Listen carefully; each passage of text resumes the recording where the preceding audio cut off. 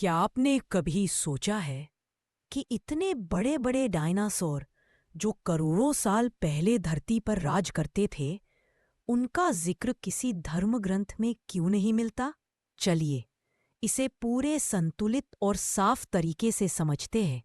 हम 5 दृष्टिकोणों को साथ रखेंगे: विज्ञान, हिंदू धर्म, ईसाई धर्म, इस्लाम, बौद्ध धर्म। भाग 1: वैज्ञानिक टाइमलाइन, पृथ्वी की वास्तविक समय रेखा। विज्ञान कहता है पृथ्वी बनी लगभग 4.5 अरब साल पहले। जीवन की शुरुआत हुई थी लगभग 3.8 अरब साल पहले। डायनासोर का समय है 25 करोड़ से 6.5 करोड़ साल पहले। माना जाता है कि एक उल्कापिंड एस्ट्रॉइड से उनका अंत हुआ, जबकि मनुष्य केवल 2 लाख साल पहले अस्तित्व में आए। इसलिए जब धर्म ग्रंथ लिखे गए, यानी 5-10 हजार साल पहले, तब डायनासोर करोड़ों साल पहले ही विलुप्त हो चुके थे। धर्म ग्रंथों का असली उद्देश्य अलग था। धर्म ग्रंथ कभी विज्ञान की किताबें नहीं थे। उनका मकसद था जीवन का अर्थ, नैतिकता, आत्मा और ईश्वर से संबंध समझाना। इसीलिए वे प्रतीकात्मक भाषा में लिखे गए, न कि वैज्ञानिक विवरणों में। हिंदू दृष्टिकोण: हिंदू धर्म में सृष्टि को कल्प, युग और प्रलय के रूप में समझाया गया है। एक कल्प इक्वल्स 4.32 अरब वर्ष, यानी धरती की उम्र के लगभग बराबर। तो संभव है कि डायनासोर पिछले किसी सृष्टि चक्र में रहे हों, जब मानव जीवन नहीं था, क्योंकि हिंदू ग्रंथ कहते हैं कि सृष्टि बार बार बनती और मिटती है। इसे कहते हैं सर्जन या क्रिएशन, और प्रलय या डिसोल्यूशन। हर कल्प के बाद नई सृष्टि शुरू होती है। इसलिए डायनासोर जैसे जीव पिछले किसी कल्प या युग के जीव हो सकते हैं। वे नष्ट हुए, फिर मनुष्य युग आया, यही विज्ञान भी कहता है।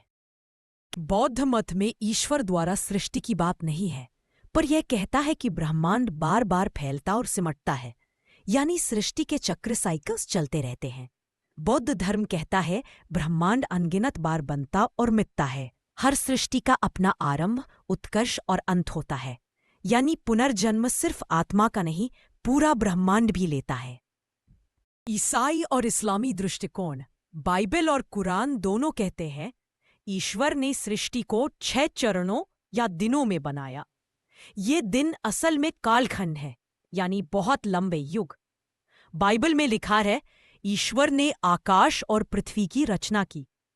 यह रचना 6 दिनों में बताई गई है, लेकिन दिन यहां प्रतीकात्मक समय अवधि भी हो सकते हैं, जैसे लाखों वर्ष। पहले दिन प्रकाश, 5वें दिन जलचर और पक्षी, 6ठे दिन पशु और मनुष्य।